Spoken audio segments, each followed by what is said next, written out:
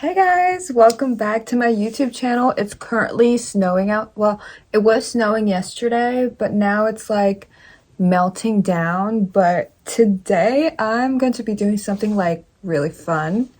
And I'm going to be talking about 24 things that I learned at 24 years old because 24. I'm 24 and I actually can't wait to be older. I can't wait to be in my 30s. I feel like in your 30s you're much more established, you're much more like confident, and you just know what's good for you. And you have a lot of like lessons to learn in your 20s. So, yeah, let's get into it. I don't want to go on tangents, but I currently have no socks, so I'm like freezing. Okay, so first thing is focus on the goals that will benefit your future.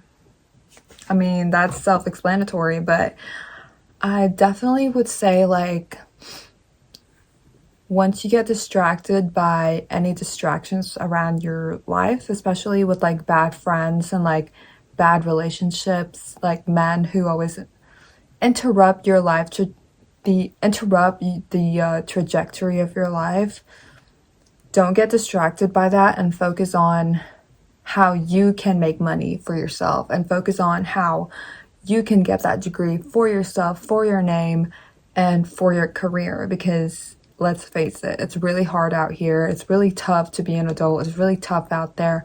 So as long as you have your own, cash flow, your income flow, that you can like support yourself on your own, then you can be like just elated. You can just be so satisfied that you don't need anyone in your life. You don't need to wait on anyone to buy you things or just go on adventures with you. You can just do that yourself. You can solo travel by yourself.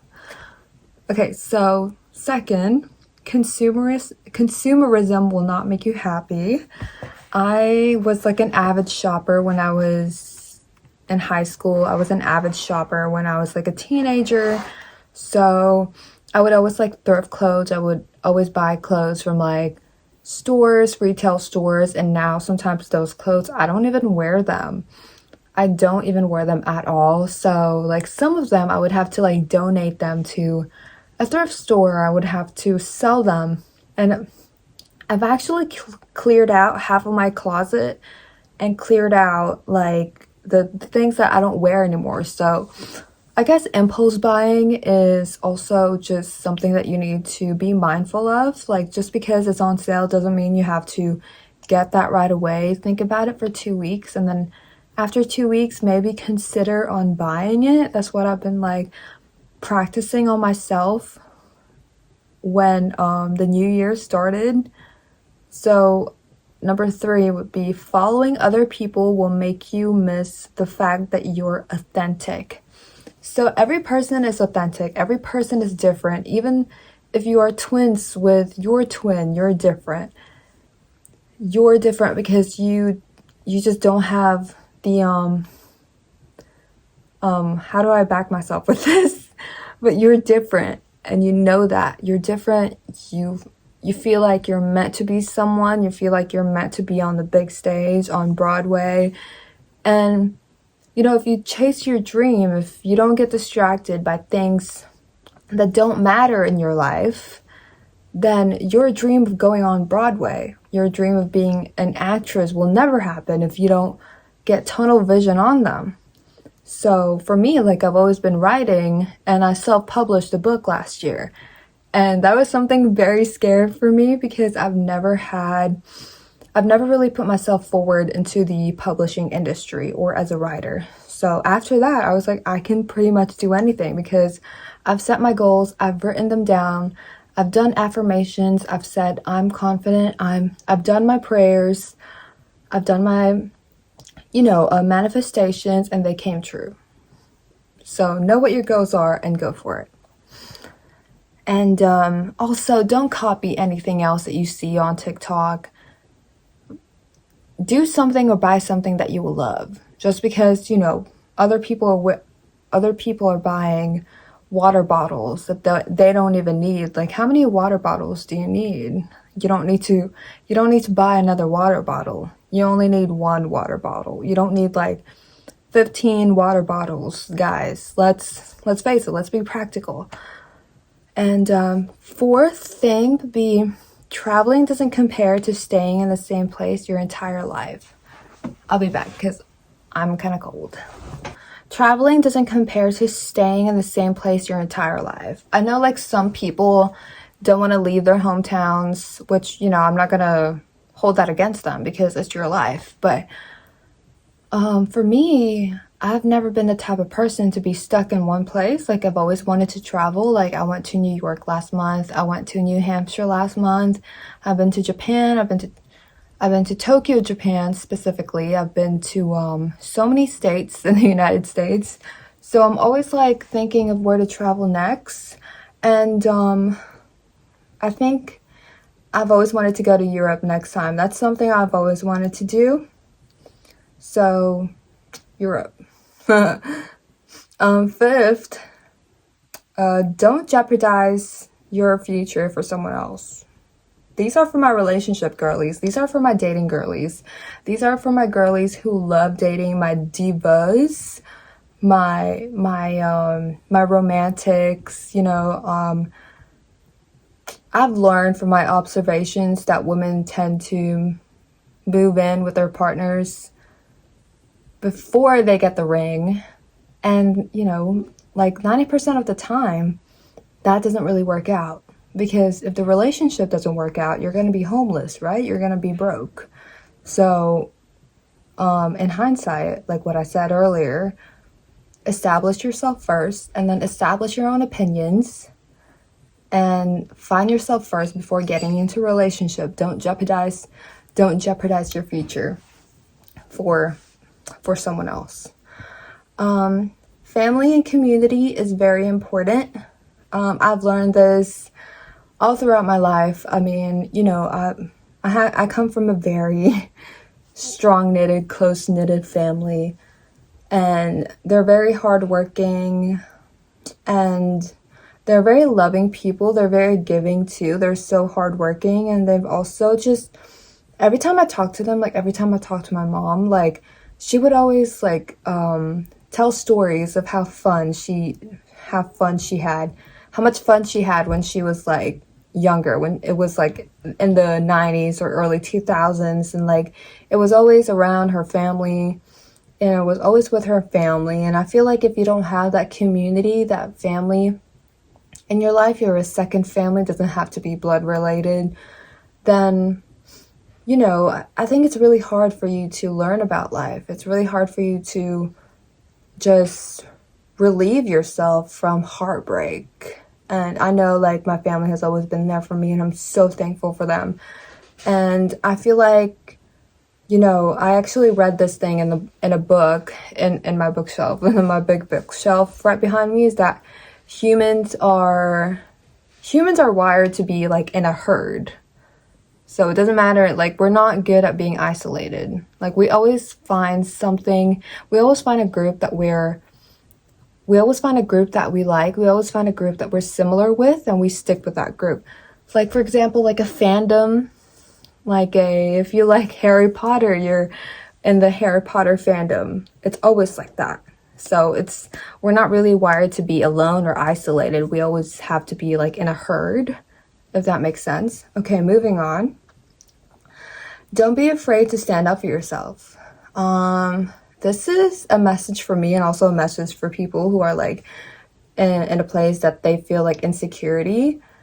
I know if you have like a low self-esteem, you always kind of, you always tell yourself that you're not really that great. You're like an imposter. So when you do that and someone just, wrecks your life, you don't really have that much energy to really stand up for yourself. You just let it go by. So like for me, I definitely, over the past years, I've definitely stood up for myself, even though it's like really harsh and people don't really expect it, because I'm someone who doesn't really talk that much. But when I do stand up for myself, like people are kind of like, Trisha, are you serious? It's like kind of harsh. Like, they were harsh to me. Like, there's just a balance, you know? Eighth, the next on the list would be, people are miserable and they're going to project onto you to humble you.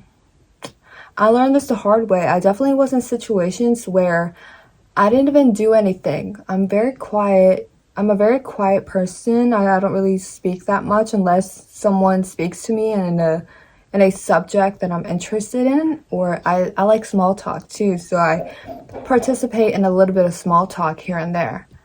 And you know, just people just pick on you, even if you're quiet, even if you're not the extroverted person in the room. People just pick on you because they think they can. So, you know, there's probably something going on in their lives. And in situations like that, I don't really interact with that because I don't have the energy to interact with that. I just kind of let it go because it's beneath me. It's beneath me to even feed into that energy. So just let it go. And because you know you deserve better. And love will always defeat other things. I definitely think that if you constantly dislike people, if you constantly berate other people, then that just goes to show how, you know, you're like one of those miserable people out there. You're not really the type of person to lift others up, to lift other women up. So if you find that love within yourself or within a community, then it's going to defeat that side of, like, that negative side of yourself. And you're going to be a person that people will look up to and people would want to, you know, talk to or just interact with. And people are going to get the best out of you if you believe in love. So love yourself too. Not every man will have pure or good intentions for you. This is such a SATC moment because I love Sex and the City. I love Carrie Bradshaw and the girls. Yeah, so a lot of men are liars. You know, a lot of men will humble you and try to bring you down because they've lost interest, or they just wanted to, you know, have that little bit of small fun, and then, you know, like a light bulb just switched on. So, and they just kind of just humble you and try to bring you down, even though, like, you didn't even do shit. Like, you didn't even do anything. You were just like a goddess. So just make sure that they have, like, good intentions for you. Materialistic things will not make you happy. I feel like I've already talked about this, but yeah. Self-explanatory. Materialistic things will not make you happy. Being unique and being yourself will always be authentic. Oh, I've also talked about this. You're beautiful even though others may not see it. Yeah, I've learned that. I've actually written a piece about this on Substack, where growing up Asian American was just very tough. Talking about it just is so strange because I would always be thinking about it, but I never really talked about it with, you know, an audience before. So I might be like writing a book or writing a memoir about that. That would be fun. I think writing a memoir about my life would be very interesting. So if you guys want to see that, then let me know in the comments below. Don't seek validation from others because you're bored. Invest that time to seek knowledge for your future. Yeah, I do things for the plot sometimes. I date for the plot because I'm just really curious about men sometimes. They're really not that interesting. They're just people. They have flaws. And invest that time to seek knowledge for your future. I'm a type of person who loves learning. I learn every single day. I want to learn every single day. I want to learn something new every single day. Back in college, I would be like that researcher, you know? I would research a topic over and over again from other sources. I would be just researching and like learning about that thing over and over again. And I don't know what it is about me, but I love learning things. I've always had this like curious type of vibe, a curious type of knowledge, intellectualism. And I think that also is a reflection of how I'm a writer too. Like writers are very curious people. And so yeah, follow your own path. Follow my own path. Don't be a copycat. Don't copy other people because they're just, they're their own person. They're their own individual. So don't copy them. Just know that you're beautiful. Know that you're confident. Know that you're special in this world. And the others will follow. You're going to find your group of people. Don't worry. Listen to my mom. I definitely have to just say this out loud. Like, listen to your mom. They know best. Moms know best. Like, parents, they know best. But moms will get you. Mothers will get you. Mothers will understand what you're going through, and they will give you the most promising wisdom they have ever, given to a person. They have given you that wisdom, and it's going to help you. It's definitely going to help you. I would always go to my mom for like advice about like just small things of being an adult, like financing, investing, also like clothes I would borrow. This top is actually my mom's top from like the early 90s, the early 2000s, and I would always like seek advice for like fashion too. And also relationships. I feel like also like my mom knows a lot about relationships too, so yeah, definitely seek advice from your moms because they know best. Just because you're good at writing doesn't mean you'll be published right away. No. I've been writing since I was like 10 years old. I remember writing short stories with my friend from middle school. We would just be writing short stories, and I really thought I would be published by the time I was 20 years old. And that didn't happen. Some authors get published in their 40s, and they've been writing those books since they were in their 20s. So hopefully for me, I don't have to wait that long to be traditionally published. I mean, there are other ways for you to get published. There are so many ways now for you to get published. You can go on Amazon KDP to publish your book. You can go on Ingram Sparks. You can go on Barnes & Noble Press to publish your own book. And they're just going to distribute your books to the retail stores or to their online stores. So many ways. There are so many ways to get published nowadays. But my goal has always been traditionally published because they have a lot of resources in the publishing houses and a lot of marketers to teach you how to be an established author, per se. Next, love is not like the fairy tale. This is deep. We're getting deep. And the snow is melting outside, which is kind of sad because I haven't had the time to play in it. And yeah, love is not like the fairy tale. It's really not. Like, Disney was selling us a dream. Disney was not telling us the truth. There's a lot of ups and downs in relationships. So just watch out for that one. It's not like Disney. It's not. Expand your knowledge of the world. Cultures, languages, and history. This is me. This comes so easy for me. There's so many people who just don't want to learn. There's just so many people who hinder themselves from learning more about other cultures and languages and history. Like I taught myself French. I taught myself the French language for about like 5 months last year. And I was learning French every single week. And so, like, I know how to introduce myself in French. It would be, I'm shy now. Bonjour, je m'appelle Trisha, je viens d'Amérique, je suis touriste. Voilà. Yeah, I know French. Don't settle down early. Don't commit to anything. Definitely don't commit to a relationship until you're like 25, or like until your frontal lobe develops and then you know what you actually want to do in life, and that you've already established your own opinions and established yourself. And then